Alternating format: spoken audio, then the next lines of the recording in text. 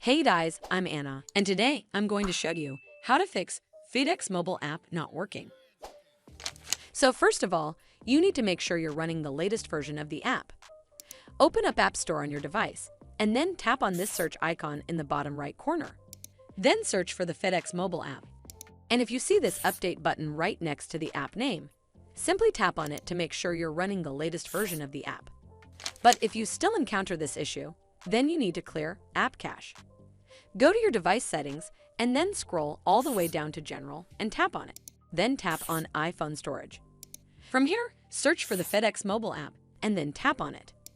Once you're on this screen, you need to tap on Offload App. Tap again to confirm.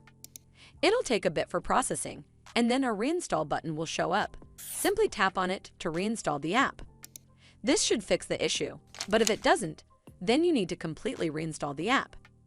Follow the on-screen instructions to navigate all the way to the app page. Once you're on this screen, tap on Delete App to uninstall the app from your device. Once uninstalled, you need to open up App Store and then search for the FedEx mobile app right over here in the search bar. And then click on this Get button to install it back on your device. Hopefully this will fix the issue, and if it did, then make sure you give this video a super thanks by clicking on this heart icon to help support the channel, and don't forget to hit that subscribe button. We'll see you in the next one.